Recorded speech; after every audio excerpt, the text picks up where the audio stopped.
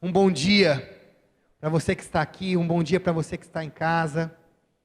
O Senhor está entre nós, o Rei da Glória, que abriu os nossos olhos e agora nós podemos ver a realidade. Eu queria te convidar a abrir a sua Bíblia em Lucas, capítulo 17. Lucas capítulo 17, a partir do versículo 20. Nós então vamos ler a partir do versículo 20 até o final do capítulo.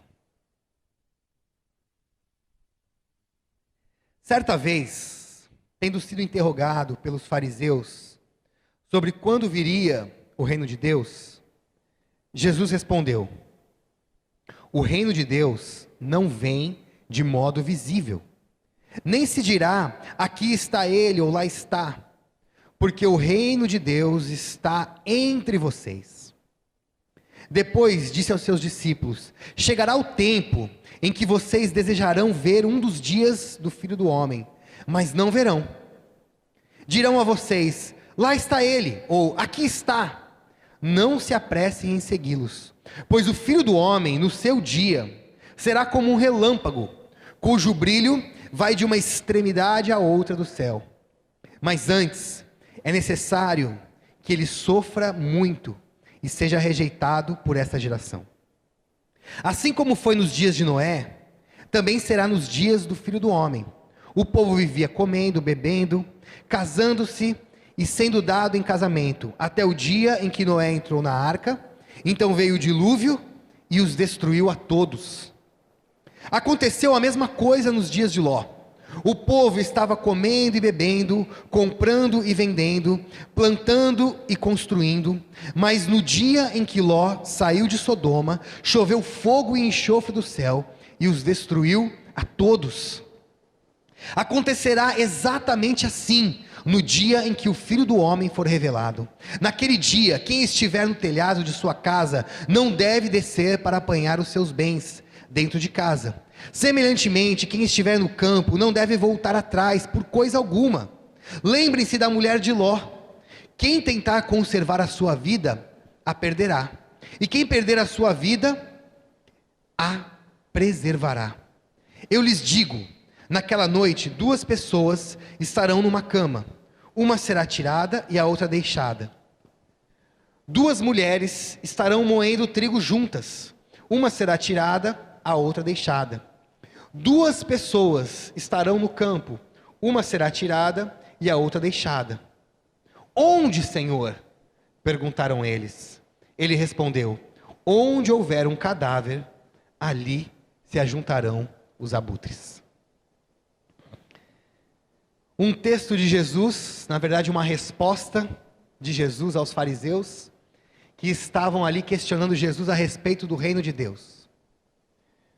Quando nós declaramos que Jesus é o Rei da Glória, quando nós declaramos que Jesus é o Senhor, e Ele de fato é, a nossa expectativa é que o Senhor, Rei da Glória, manifeste o seu poder e reine sobre tudo e sobre todos.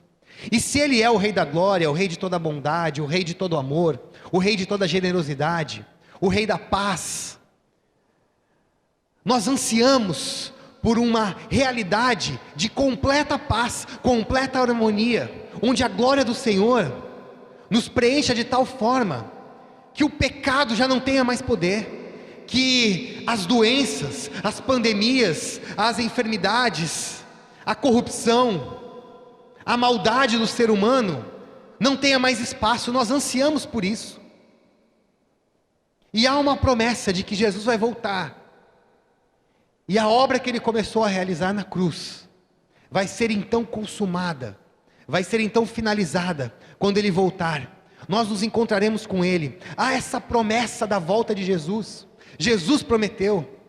O Novo Testamento é repleto de textos que falam a respeito dessa volta. O Apocalipse fala a respeito dessa volta. O apóstolo Paulo em Tessalonicenses fala a respeito dessa volta.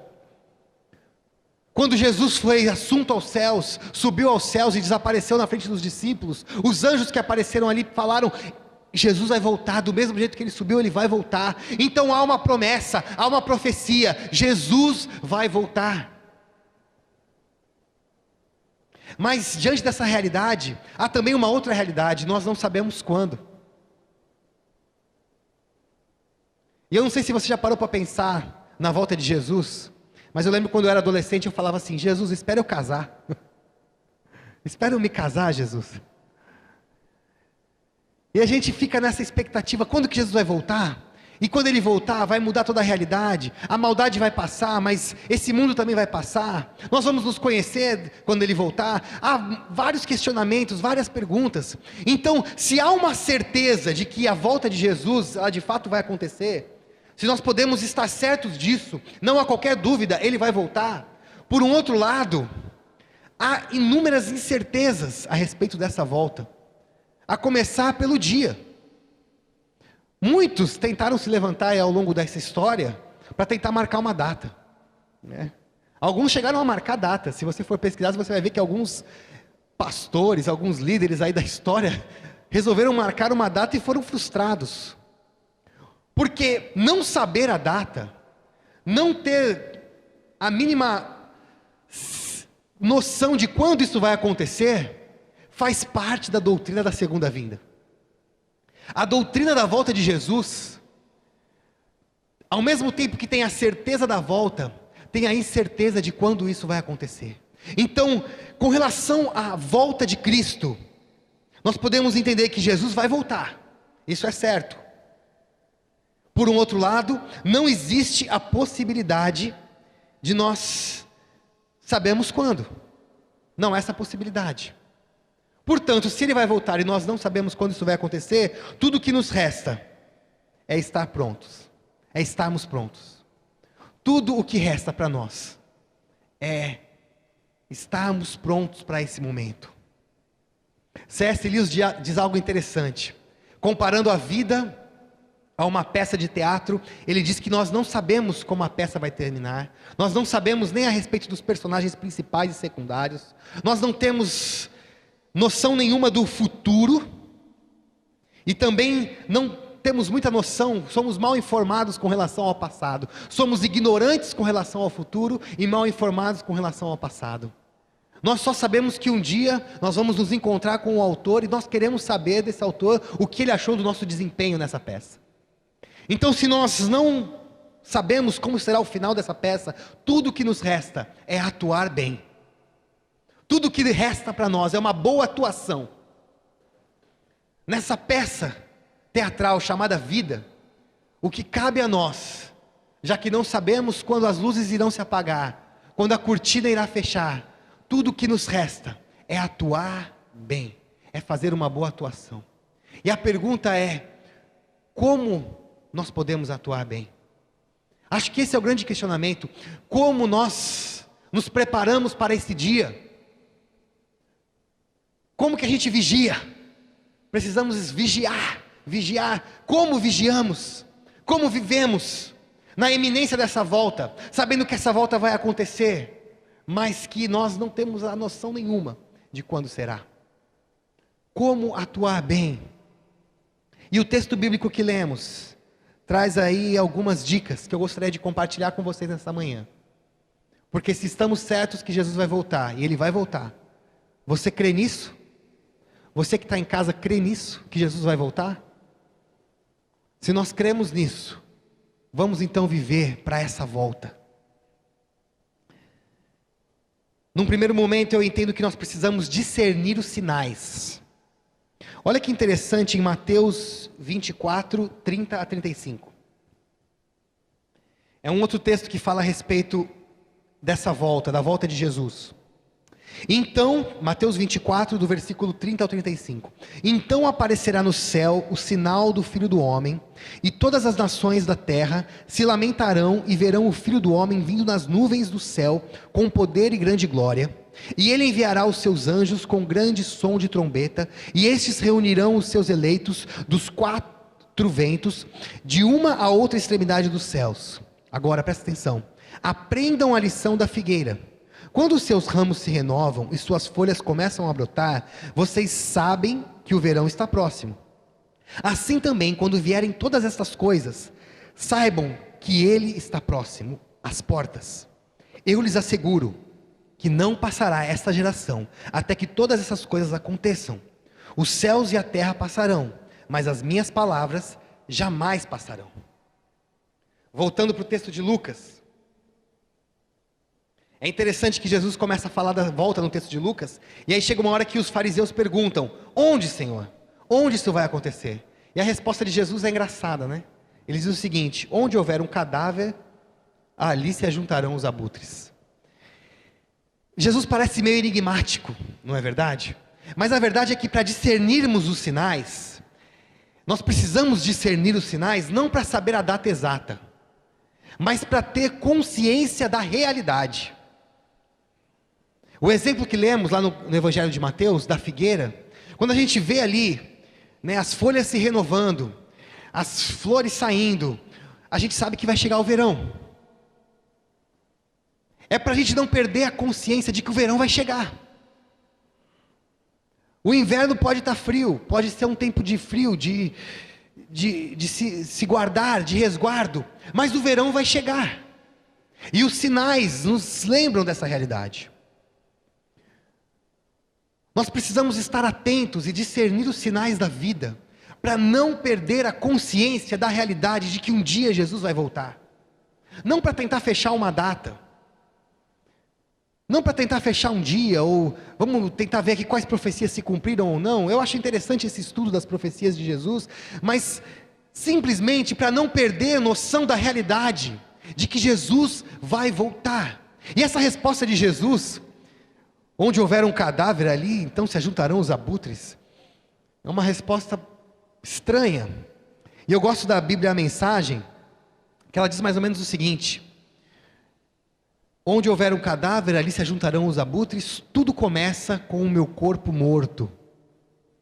O que Jesus está querendo dizer aqui é o seguinte: presta atenção na realidade, presta atenção que, na minha presença aqui nesse mundo, dizendo ali para os fariseus e para os discípulos, né? Presta atenção e percebe aonde tudo isso vai levar. Olha só como essa mensagem está incomodando os religiosos. Olha só como essa mensagem está incomodando os poderosos, está incomodando Roma. Presta atenção. O caminho é esse. O caminho é da cruz. Os abutres estão se juntando à minha volta. Porque um dia vai haver um corpo morto, é o corpo de Jesus, e tudo começa ali. Aquele dia, na cruz do Calvário, onde Jesus disse: está consumado. Aquele dia é o dia histórico, onde toda a história converge. Toda a história antes de Cristo e depois de Cristo, toda a história converge para aquele dia, porque é naquele dia onde tudo se inicia. É naquele dia onde tudo recomeça, onde a criação, destruída por conta da corrupção, por conta do pecado, tem a possibilidade de recomeçar. É naquele dia que um novo tempo, uma nova época, uma nova era se inicia. Por isso, meu irmão, você que está aqui comigo nessa manhã, e você que está comigo online, acompanhando em casa, fique atento à realidade, peça a Deus discernimento dos sinais. Deus está restaurando o mundo, Deus está restaurando a humanidade, e Ele vai voltar para fechar a conta.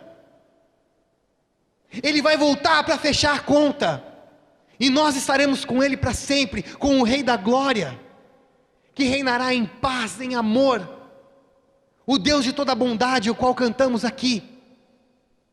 A bondade dele será estabelecida. Por isso preste atenção, não perca a consciência disso. Não deixe que a pandemia, que a corrupção, que os problemas da vida, que as dificuldades, os ventos, as tempestades, te impeçam de discernir os sinais. Haverá guerras e rumores de guerra, como sempre houve. Haverá terremotos, como sempre houve. Haverá ódio, como sempre houve. Irmãos se voltarão contra irmãos, pai contra filho, filho contra pais, como sempre houve. O pecado continua tentando destruir a humanidade, mas no corpo de Cristo, morto na cruz, há ali um recomeço. Por isso precisamos discernir os sinais. Ele está voltando. Em segundo lugar, nós atuamos bem nessa peça que é a vida, quando nós não nos conformamos com a vida. Romanos 12.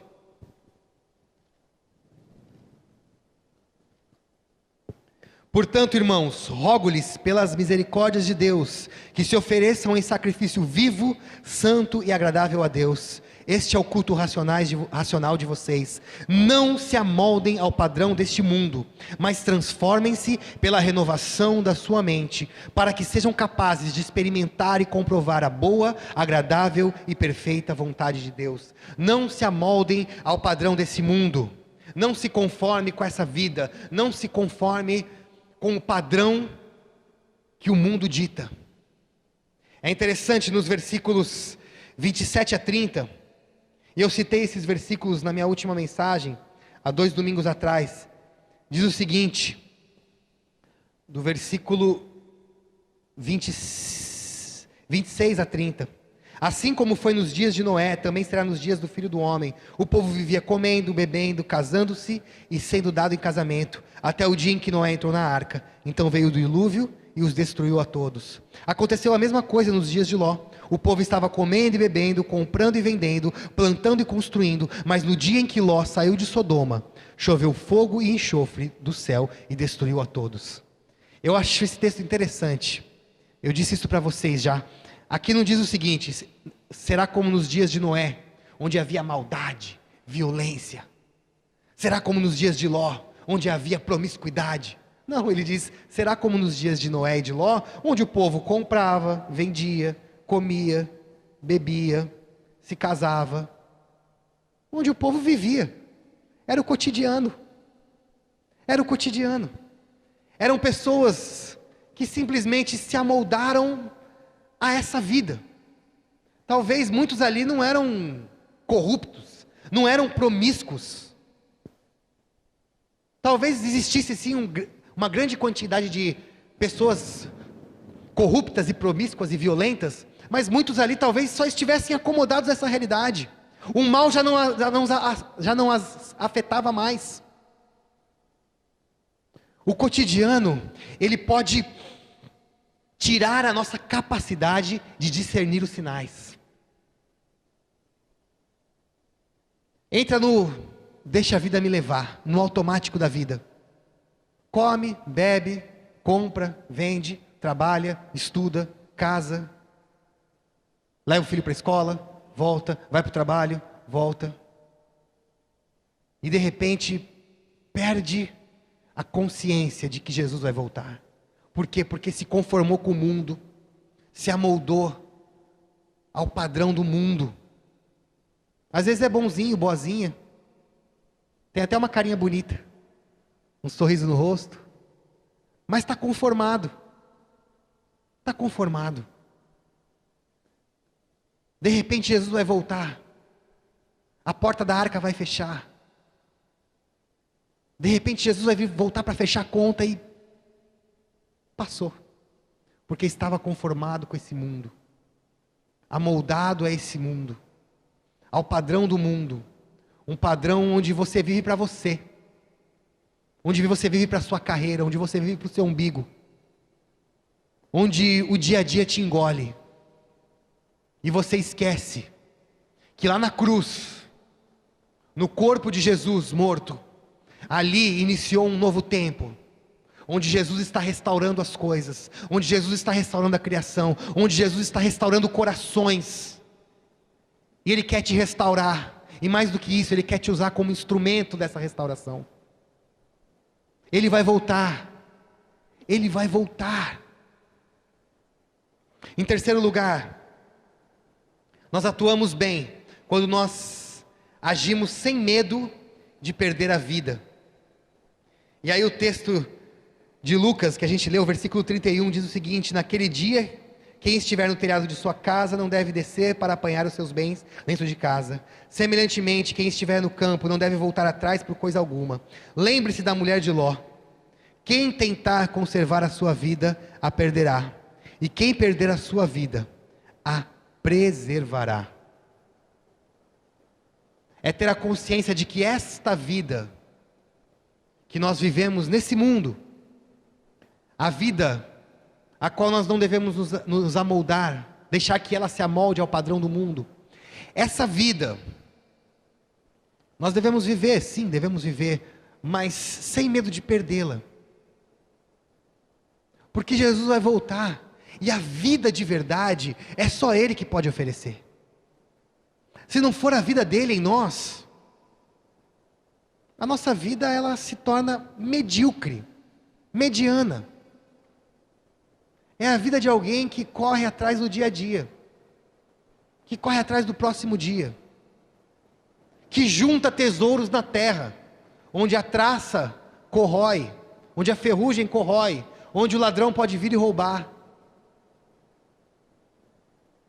Não tenha medo de perder esses tesouros terrenos, porque o tesouro celeste, o tesouro do céu, ele é eterno. Jesus vai voltar, e em algum momento nós vamos precisar abrir mão de algo, nós vamos precisar abrir mão dessa vida. Se nós nos agarrarmos a essa vida, nós podemos perder a vida eterna. Nós precisamos entender que a vida eterna é Jesus quem dá. E aqui eu não quero ser metafísico no sentido de é só a questão imaterial que vale, não a questão material. Não, não é isso.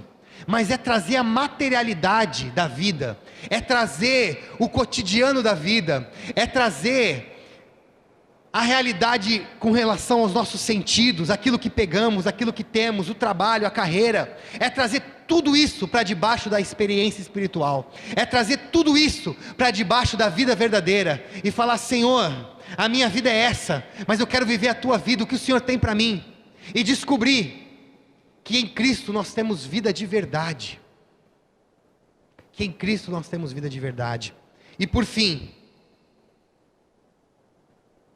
nós atuamos bem, nós vivemos bem, nós vivemos na expectativa da volta de Cristo, quando nós vivemos conscientes de que temos o mais rico tesouro. O apóstolo Paulo, escrevendo aos Coríntios, na segunda carta, no capítulo 4, versículo 7, diz o seguinte: mas temos esse tesouro em vasos de barro, para mostrar que este poder que a tudo excede, provém de Deus, e não de nós. É interessante que quando os fariseus perguntam: quando é que o teu reino vai vir?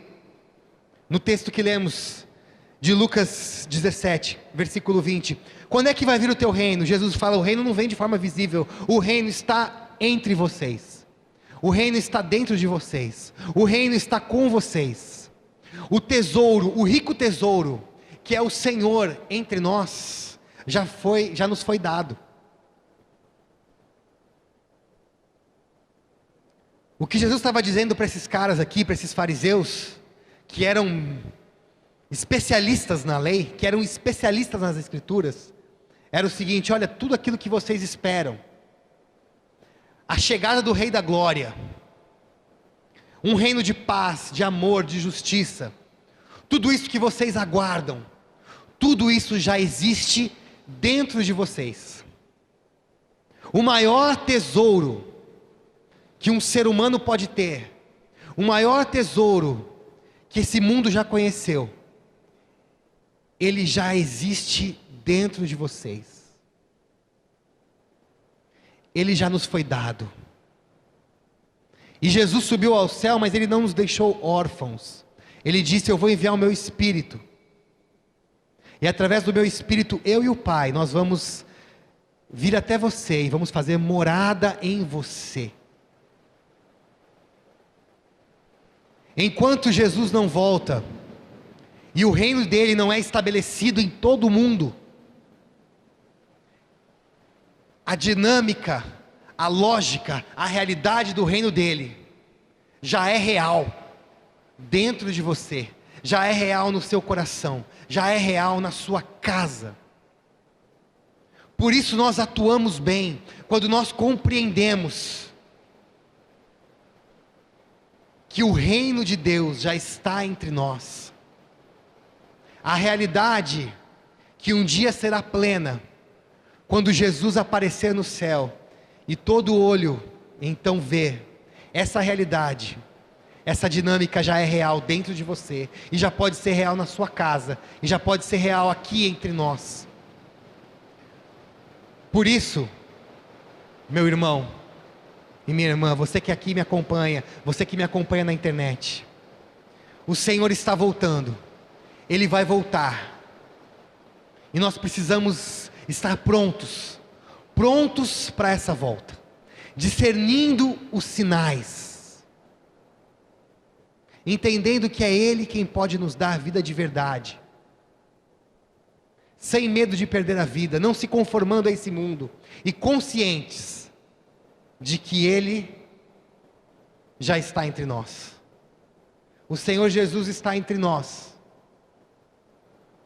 Quando, Senhor, o seu reino será estabelecido? O meu reino já está entre vocês. É só aguardar a minha volta. É só aguardar essa volta maravilhosa. Vamos orar?